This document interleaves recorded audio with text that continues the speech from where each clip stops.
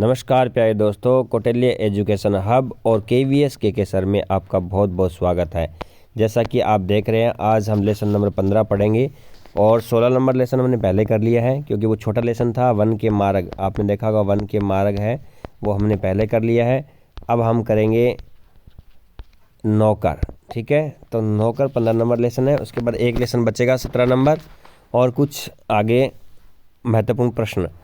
तो आज हम बात करेंगे अनु बंदोपाध्याय द्वारा लिखित एक नौकर पाठ है, उसके बारे में चर्चा करेंगे। स्टार्टिंग से पढ़ेंगे।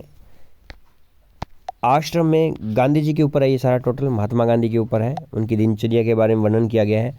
आश्रम में गांधी जी कई ऐसे काम भी करते थे जिन्हें आमतौर पर नौकर चाकर करते थे। जिस जमाने में बैरिस्टर से हजारों रुपए कमाते थे, उसमें भी वे प्रतिदिन सुबह अपने, क्योंकि आपने पता है बैरिस्टर की उपाधि प्राप्त कर रखी थी महात्मा गांधी जी ने, वे प्रतिदिन सुबह अपने हाथ से चक्की पर आटा पीसा करते थे।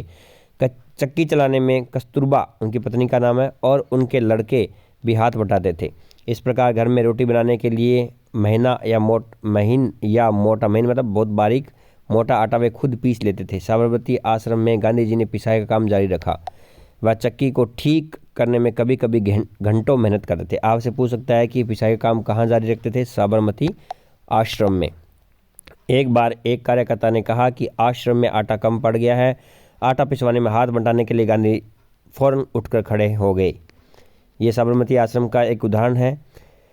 और गेहूं पीसने से पहले उन्होंने बीन कर साफ कर वे जोड़ देते थे और कोपिनधारी इस महान व्यक्ति को अनाज बीनते देख उसे मिलने वाले लोग हेत में पड़ जाते थे। बाहरी लोगों के सामने शारीरिक मेहनत काम करते गांधी को शर्म नहीं लगती थी। एक बार उनके पास कॉलेज के कई छात्र मिलने आए। उनको अंग्रेजी भाषा के अपने ज्ञान का बड़ा गर्व था। गांधी जी से बातचीत में अंत में बोले, बापू यदि मैं आपकी कोई सेवा कर सकूं तो कृपया मुझे अवश्य बताएं। उन्हें आशा थी कि बापू उन्हें कुछ लिखने पढ़ने का काम देंगे। गांधी जी ने उनके मन की बात ताड़ ली और बोले, अगर आपके पास समय हो तो थाली से गेहूँ बीन डालिए। आगंतुक बड़ी मुश्किल में पड़ गए, लेकिन अब कोई चारा नहीं था। 1 घंटे तक गेहूँ बीनने के बाद थक गए और गांधी जी से विदा मांग के चल दिए। कुछ वर्षों तक गांधी ने आश्रम के भंडार का काम संभालने में मदद की। सवेरे की प्रार्थना के बाद वे रसोई घर में जाकर सब्जियां छीलते और रसोई या भंडारे में अगर वे कहीं गंदगी या मकड़ी का जाला देख पाते तो अपने साथियों से आड़े हाथों लेते थे। उन्हें सब्जी, फल, अनाज के पौष्टिक गुणों का ज्ञान था। एक बार एक आश्रमवासी ने बिना धोए आलू काट दिए। गांधी ने उसे समझाया कि आलू और नींबू को बिना धोए नहीं काटना चाहिए। एक बार एक आश्रमवासी ने कुछ ऐसे केले दिए गए जिनके छिलके पर काले चकत्ते पड़ गए थे। बहुत सारा उसने बहुत बुरा माना। तब गांधी ने उसे समझाया कि ये जल्दी पच जाते हैं और तुम्हें भी खास तौर पर इसलिए दिए गए हैं कि तुम्हारा हाजमा कमज़ोर है। गांधी आश्रमवासियों को अक्सर स्वयं ही भोजन परोसते थे और इस कारण वे बेचारे बेस्वाद उबली हुई चीज़ों के विरुद्ध कुछ कह भी नहीं पाते थे। दक्षिणी अफ्रीका के एक जेल में वे सैकड़ों कैदियों को दिन में 2 बार भोजन परोसने का कार्य भी कर चुके थे। आश्रम का एक नियम यह था कि सब लोग अपने बर्तन खुद साफ करेंगे। रसोई में बर्तन बारी बारी से कुछ लोग दल बांध कर धोते थे। एक दिन गांधी ने बड़े बड़े पतीलों को खुद साफ करने में काम अपने ऊपर ले लिया। इस पतीलों को पहनने में खूब काली लगी थी। राख भरे हाथों से वह एक पतीले को खूब जोर जोर से रगड़ने में लगे हुए थे। तभी कस्तूरबा वहाँ आ गई और उन्हें पतीले को पकड़ लिया और बोली, यह काम आपका नहीं है। उनकी पत्नी कस्तूरबा वो आ जाती है और बोलती है कि यह आपका काम नहीं है, इसे करने को तो और बहुत से लोग हैं। गांधी को लगा कि उनकी बात मान लेने में बुद्धिमानी है। वे चुपचाप कस्तूरबा से उनके बर्तनों की सफाई सौंपकर चले गए। बर्तन एकदम चमकते न हो तब तक गांधी जी का संतोष नहीं होता था। एक बार वे जेल में उनको जो मददगार दिया गया था उसके काम में असंतुष्ट होकर उन्होंने बताया कि वो खुद कैसे लोहे के बर्तनों को मांझ कर चांदी की तरह चमका देते थे। जब आश्रम का निर्माण हो रहा था उसमें वहाँ आने वाले कुछ मेहमानों को तमुओं में सोना पड़ता था। एक नवागत नया आया हुआ को पता नहीं था कि अपना बिस्तर कहाँ रखना चाहिए, इसलिए अपने बिस्तर को लपेट कर रख दिया और वह पता लगाने गया कि उसे कहाँ रखना है। लौटते समय उसने देखा कि गांधी खुद उसका बिस्तर कंधे पर उठा रखने जा रहे हैं। ऐसे थे महात्मा गांधी जी। आश्रम के बाहर बने कुएं में पानी खींचने का काम भी रोज करते थे। एक दिन गांधी जी कुछ अस्वस्थ थे। वे चक्की पर आटा पीसने काम में हिस्सा बटा चुके थे। उनके एक साथी उन्हें थकावट से बचाने के लिए अन्य आश्रमवासियों की सहायता से सभी छोटे मोटे बर्तनों में पानी भर डाला। गांधी को यह बात पसंद नहीं आई, मन में कुछ ठेस भी लगी। उन्होंने बच्चों को नहाने का टब उठा लिया और कुएं में उसमें पानी भरकर टब को सिर पर उठाकर आश्रम ले आए और बेचारे कार्यकर्ता को बहुत पछतावा हुआ। शरीर से जब बिल्कुल आचार्य न हो तब गांधी को यह बात बिल्कुल पसंद नहीं थी कि महात्मा गांधी ये बूढ़े होने के कारण उनके अपने हिस्से के दैनिक शारीरिक श्रम न करना पड़े। उन्हें हर प्रकार का काम करने में अद्भुत अक्षमता और शक्ति थी। वह थकान का भी नाम नहीं जानते थे। दक्षिण अफ्रीका में बोआर युद्ध के दौरान आपसे पूछ सकता है कि ये बोआर का युद्ध कहाँ होता है? दक्षिण अफ्रीका में होता है। उन्होंने घायलों को स्ट्रेचर पर लाद कर एक दिन में 25 से 25 मील तक ढोया था। कितने मील ढोया था ये पूछ सकते हैं। दक्षिण अफ्रीका में बोआर युद्ध में घायलों को गांधी जी ने कितने मील तक ढोया था? 25। वह घायलों को स्ट्रेचर पर लाद कर कई मील पैदल चल सकते थे। दक्षिण अफ्रीका में जब वे टोलस्टॉय बाड़ी में रहते थे, दक्षिण अफ्रीका में कहाँ रहते थे गांधी जी? ये प्रश्न आ सकता है। टोलस्टॉय बाड़ी में रहते थे। तब पास के शहर में कोई काम होने पर दिन में अक्सर 42 मील पैदल चलते थे। देखो, गांव में अगर काम होता तब 42 मील चलते थे, युद्ध में 25-25 मील चलते थे। इसके लिए वे घर में बना कुछ नाश्ता साथ लेकर सुबह 2 बजे निकल पड़ते थे। शहर में खरीदारी करते करते शाम होते होते वापस फार्म पर लौट आते थे। उनके अन्य साथी उनके साथ उदाहरण का खुशी खुशी अनुकरण करते थे। एक बार किसी तालाब में भराई का काम चल रहा था जिसमें महात्मा गांधी साथ लगे हुए थे। सुबह काम खत्म करने के लिए फावड़े, कुंदाल, टोकरियों के लिए जब वापस लौटे तो देखते हैं गांधी जी उनके लिए तस्करियों के नाश्ते के लिए तैयारी फल आदि तैयार कर रखी है। एक साथी ने पूछा, आपने हम लोगों के लिए कष्ट क्यों किया? क्या यह उचित है कि हम आपसे सेवा करें? गांधी जी ने मुस्कुराते उत्तर दिया, क्यों नहीं, मैं जानता हूँ तुम लोग थके मांदे लौटोगे। तुम्हारा नाश्ता तैयार करने के लिए मेरे पास खाली समय था तो मैंने कर दिया। दक्षिण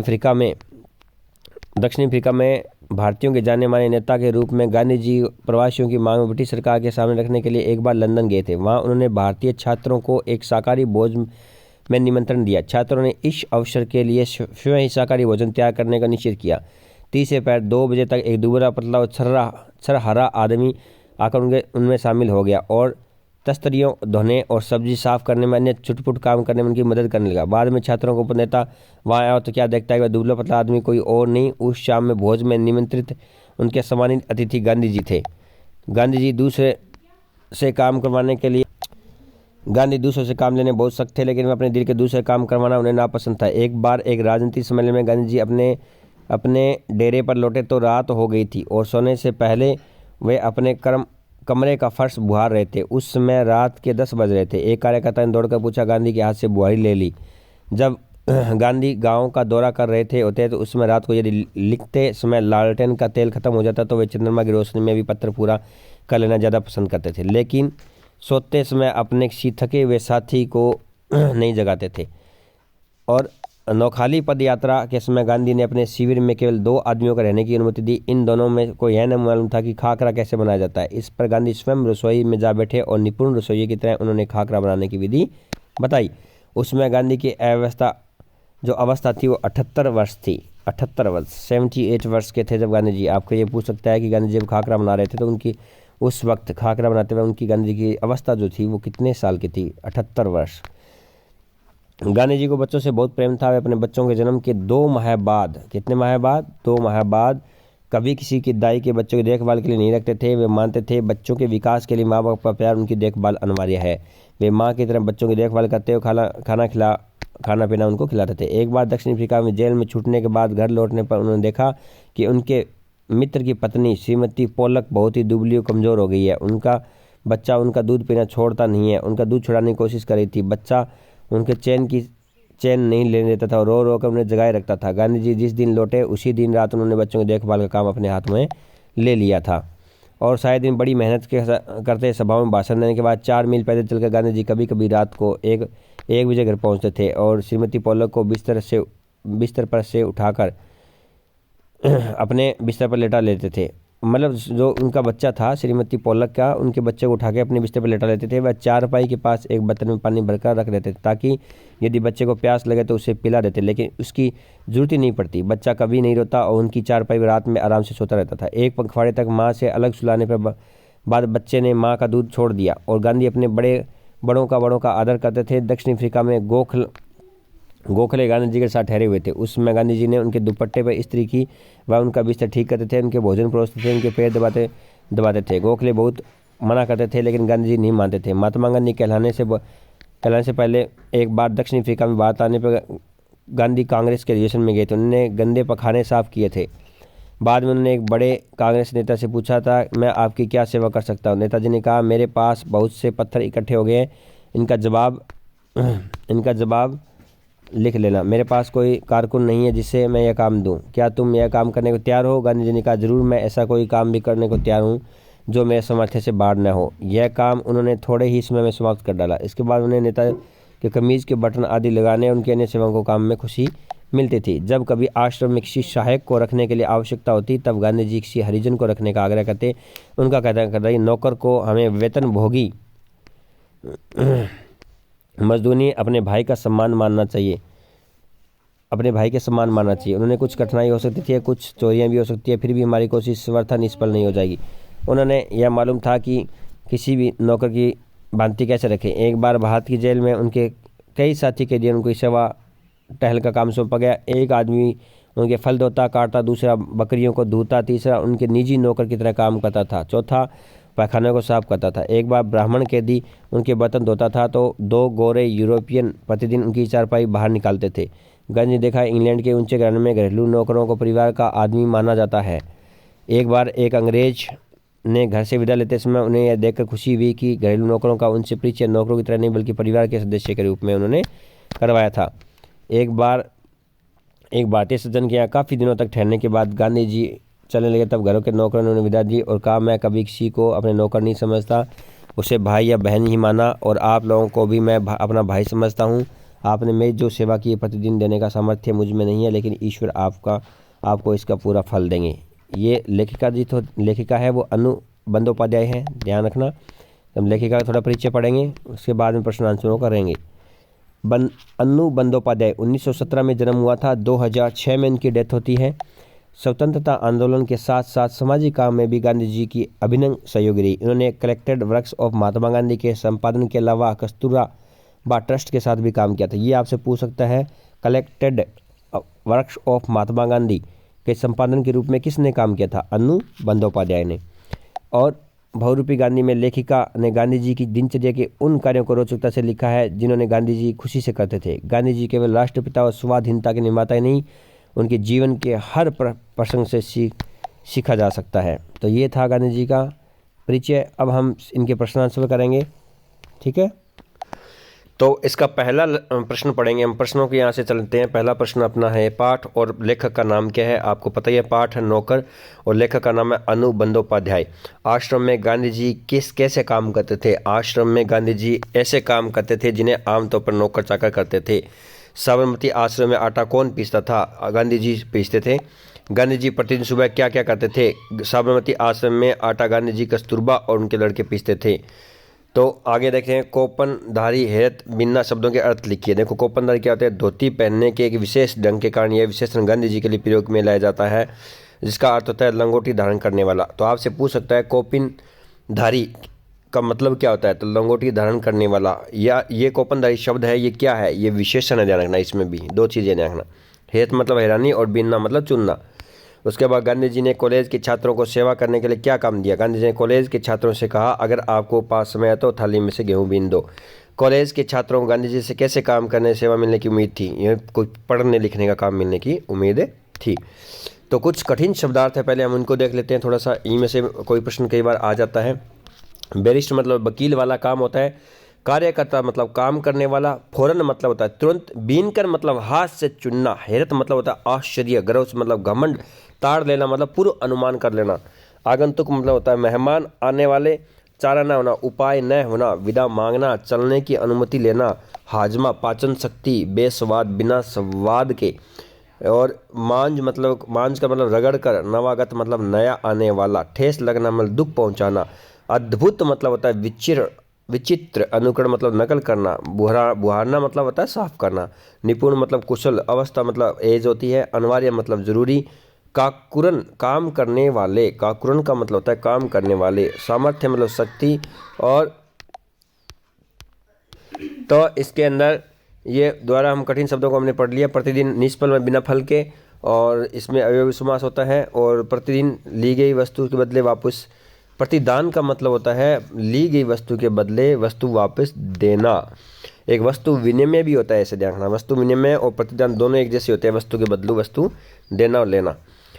तो पाठ लेखक का नाम है नौकर व अनुपाध्याय। आश्रम का क्या नियम था? आश्रम का नियम था सब लोग अपने बर्तन खुद साफ करेंगे। एक दिन गांधी जी ने अपने ऊपर क्या काम लिया? एक दिन गांधी जी ने बड़े बड़े पतीलों को साफ करने का काम लिया। जेल में मिले मददगार को गांधी जी ने क्या बताया? जेल में मिले मददगार को काम से असंतुष्ट होकर गांधी जी ने बताया कि खुद लोहे के बर्तनों को भी मांझ कर चांदी की तरह चमका सकते हैं। तो बोआर युद्ध कहाँ होता है? पहली बात तो दक्षिण अफ्रीका में। दौरान गांधी जी ने क्या श्रम किया? वहाँ पे 25-25 मील दूर वो घायलों को स्ट्रेचर पर लेकर गए थे। बस मोटी मोटी चीज़ आपको याद रखनी है। दक्षिण अफ्रीका में गांधी जी ने कितना पैदल चलते थे? दक्षिण अफ्रीका में अक्सर वो लोगों से मिलने जाते थे, तो 42 किलोमीटर याद रखना ये थोड़ा। और बोआर युद्ध की बात करें तो 25-25 मील, ठीक है। तो अब देखो दक्षिण अफ्रीका में गांधी जी अन्य साथी उनसे क्या शिक्षा लेते थे? दक्षिण अफ्रीका में गांधी जी अन्य साथी उनके चलने से खुश होकर खुशी खुशी उनका अनुकरण करते थे। तो ये आपके प्रश्न थे। अब हम अभ्यास प्रश्नों में जाएंगे। आश्रम में कॉलेज के छात्रों से गांधी जी ने कौन से काम करवाया और क्यों? ये आपको पता ही है, गेहूं बीनने का काम करवाया था। वो तो अंग्रेजी झाड़ रहे थे, अंग्रेजी बोल रहे थे, तो उन्होंने सोचा गांधी जी ने हमें कुछ पढ़ने लिखने का काम देंगे, तो इस तरीके से आपने पढ़ लिया। तो ये हम नहीं पढ़ेंगे। आगे देखो, लंदन में भोज पर बुलाए जाने पर गांधी जी ने क्या किया था? ये पहला प्रश्न पढ़ेंगे। तो लंदन में भोज पर बुलाए जाने पर गांधी जी ने खाना बनाने वाले में शामिल हो गए। वे तख्ते धोने लगे, सब्जी धोने लगे, सब्जी काटने लगे, ये छोटे मोटे काम करने लगे। तभी वहाँ पे इनका जो लीडर है वो आ जाता है, देखता है गांधी जी यहाँ पे काम कर रहे हैं।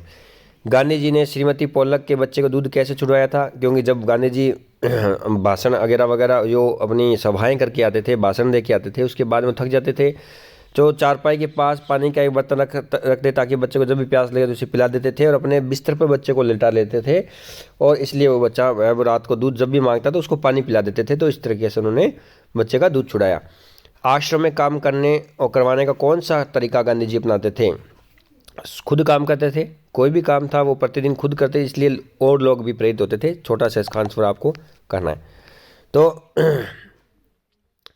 इसमें नहीं जाएंगे हम, प्रश्न व्यास ये हो गया। आगे चलते हैं। ये आपको सबको पता ही है। इसमें जो चीज़ हमें इंपॉर्टेंट लगेगी एग्जाम की दृष्टि से हम उन्हीं चीज़ों को सिर्फ करेंगे, ठीक है। तो एक तो ये थोड़ी क्रिया देख लो आप थोड़ा सा, ठीक है। क्रिया वाला भाग पोर्शन देख लो। रोपाई रोपना होता है, सिंचाई सींचना होता है। जिसमें ना लग जाए वो क्रिया होगी, ना लग जाए तो मुहावरा और क्रिया दोनों होती है, आपको पता ही है। तो ये आपको थोड़ा सा इनको देख लो। कटाई, सिलाई, रंगाई, ये रंगना, सिलना, रंगाई से रंगना, सिलाई से सिलना, कटाई से काटना, कताई से काटना, ये सब चीज़ें इसकी क्रिया हो जाएगी। मेन थोड़ा सा ये जो शब्द है इनका ध्यान रखें थोड़ा सा। ये KVS में आ सकते हैं यहाँ से कि कपड़े तो ठीक मिले हैं पर तुरपाई अच्छी नहीं है। तुरपाई उसको बोलते हैं, कपड़े तो ठीक सिले हैं पर तुरपाई अच्छी नहीं है, ठीक है ना। तुरपाई आपको पता है, छोटे छोटे धागे कहीं से निकल जाते हैं तो उसको वापस से सही करना।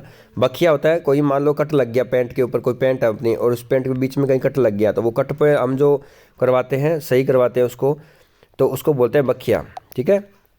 कच्ची सिलाई पहले करता है टेलर, उसके बाद उसके ऊपर पक्की सिलाई करता है ताकि कोई गलती हो तो उस कच्चे धागे को निकाला जा सके। चोर सिलाई, कपड़े में चोर सिलाई की गई है, वो तो कुछ भी कर लो, ठीक है। आगे देखो, कालिक, ये आपसे इतना वाक्य में प्रयोग नहीं करवाएगा, लेकिन आपसे ये पूछ सकता है कि कालिक जो शब्द है ये स्त्रीलिंग है या पुल्लिंग है, ये थोड़ा सा ध्यान रखिए। तो पतीला पुल्लिंग होता है, चक्की, सेवा, भराई, रोशनी और कालिक ये सारे क्या होंगे? स्त्रीलिंग शब्द होंगे। तो अब हम अपने महत्वपूर्ण प्रश्नों के जो MCQ आते हैं एग्जाम के अंदर वहीं आए हैं, और यहीं से प्रश्न आने की पूरी संभावना है। तो आप ज़्यादातर MCQ पर ध्यान दें, और बाकी डिटेल में इसलिए पढ़ा रहा हूँ, प्रश्न इसलिए पढ़ा रहा हूँ ताकि इस लेसन का निचोड़ आपके सामने बिल्कुल आ जाए। गांधी जी ने आश्रम में किन के काम भी करते थे? नौकर चाकरों के काम भी करते थे। गांधी जी प्रतिदिन सुबह अपने हाथ से क्या करते थे? मशीन से आटा पीसते थे, चक्की पर दलिया पीसते थे, चक्की पर आटा पीसते थे। गांधी जी किस प्रकार आटा पीस लेते थे? मोटा व महीन आटा पीस लेते थे। गांधी जी किस काम में घंटों मेहनत करते? चक्की चलाने में, आटा पीसने में घंटों मतलब मेहनत करते थे। एक बार आश्रम में क्या कम पड़ गया था? देखो यहाँ से, तो आटा कम पड़ गया था, ठीक है ना। एक बार आश्रम में क्या कम पड़ गया था? आटा कम पड़ गया था, तो यहाँ पे आटा ऑप्शन आ जाएगा। कौपिनधारी किसके लिए प्रयुक्त किया गया है? शारीरिक मेहनत करने वालों के लिए, जो शारीरिक मेहनत करते हैं। गांधी जी के लिए वैसे यूज किया गया है, लेकिन इसका ऑप्शन देखते हैं, एक मिनट को। शारीरिक मेहनत करने वालों के लिए होता है कौपनधारी। ठीक है, वैसे जो धोती को धारण करता है उसको बोलते हैं। गांधी जी को किस काम में श्रम नहीं लगती थी? कोई भी काम करने में गांधी जी को कोई श्रम नहीं लगती थी। ठीक है ना, शारीरिक मेहनत करने में कोई श्रम नहीं थी। इसका आंसर ये हो जाएगा। ठीक है, एक बार मैं आपको दिखा देता हूँ यहाँ पे। देखो, शारीरिक मतलब मैंने लिखने पढ़ने के लिए, गेहूं बीनने का, 1 घंटे तक अपने बर्तन खुद साफ करना, बड़े बड़े पतीले साफ करने में कस्तूरबा जी ने जब तक बर्तन एकदम चमकते ना हो, चांदी सा, ये सारे यहाँ पे ऑप्शन आपको दिए हुए हैं, तो आप यहाँ से देख सकते हैं। उसके बाद कॉलेज के छात्रों गांधी जी से कैसे काम मिलने की आशा थी? वो सोचते थे कि हमें पढ़ने लिखने का काम है मिलेगा, तो वहाँ से पढ़ने लिखने का काम उनको मिला नहीं। गांधी जी ने छात्रों को क्या काम दिया? गेहूं बीनने का काम दिया था, आपको पता है। छात्रों ने कितने समय तक गेहूं बीना था? कम से कम 2 घंटे तक। 2 घंटे तक उन्होंने गेहूं बीना था। तो कंफर्म कर लेते हैं थोड़ा सा। तो गांधी जी ने कितने घंटे तक? 1 घंटे तक, सॉरी, हाँ 1 घंटे तक उनको गेहूं बीनने का कार्य दिया गया था। आश्रम के नियम अनुसार सब लोगों को क्या करना पड़ता था? अपने बर्तन खुद साफ करने पड़ते थे। एक दिन गांधी जी ने कौन सा काम अपने ऊपर ले लिया? जो बड़े बड़े पतीले थे उनको साफ करने का, वो कस्तूरबा बाई आती है और उनको फिर वो उनको दे देते हैं। गांधी जी को बड़े बड़े पतीले धोने से किसने रोका? कस्तूरबा बाजी ने रोका था। गांधी जी को कब तक संतोष नहीं मिलता था? जब तक वो बर्तन एकदम चमकते नहीं थे, एकदम साफ नहीं थे, तब तक संतोष नहीं मिलता था। गांधी जी बर्तनों को मांझ कर कैसा चमका देते थे? चांदी सा चमका देते थे। शरीर से जब तक बिल्कुल लाचारी ना हो तब तक गांधी जी क्या करना चाहते थे? अपने हिस्से का दैनिक शारीरिक श्रम करना चाहते थे। गांधी जी को हर प्रकार के काम करने की थी, रिक्शा की पूर्ति का, हर काम करने की शक्ति थी। शक्ति हो जाएगा इसमें, ठीक है ना। तो आगे देखते हैं। निम्नलिखित शब्दों का शब्द युग्मों का अंतर्वाक्य देखो। अवस्था, दशा। अवस्था होते हैं शिशु अपने शैशव अवस्था में पूर्ण आनंद प्राप्त करता है, ठीक है। और दशा होती है रोगी की दशा अच्छी नहीं है। अनुमति, ये प्रश्न आ सकते हैं। अनुमति और आज्ञा। अनुमति, कृपया करके मुझे घर जाने की अनुमति दे। आज्ञा, राजा ने नौकर को शहर छोड़कर जाने की आज्ञा दी। तो बस ये मोटे मोटे चीज़ें हमारी थी, और मेन आपको मैंने बता दिया। मोटी मोटी चीज़ें आपको समझ में आ गई, नहीं तो ज़्यादा वीडियो लंबा हो जाएगा। सारी चीज़ें आपके सामने हैं, और इसी तरीके से हम वीडियो बनाते रहेंगे। आप अपनी KVS की तैयारी को रोकें नहीं, अच्छे से करते रहें। एक लेसन इसका बचा है, और कुछ इंपॉर्टेंट पर्सन लास्ट में निकाले हैं, कुछ महत्वपूर्ण चीज़ें हैं वो आपको पढ़ाऊँगा।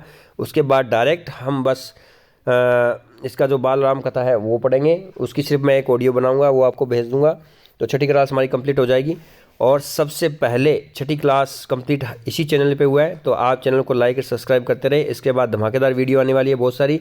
अपनी तैयारी को अच्छे से रखिए, रूटीन में रखिए। देखो, हम एक एक लेसन पढ़ते जा रहे हैं, तो भी देखो छठी क्लास हमने कंप्लीट कर दी है। तो आप लोगों का सहयोग बहुत जरूरी है। आप लोग लाइक एंड शेयर करें ना करें, लेकिन आपने अपनी पढ़ाई जरूर करें।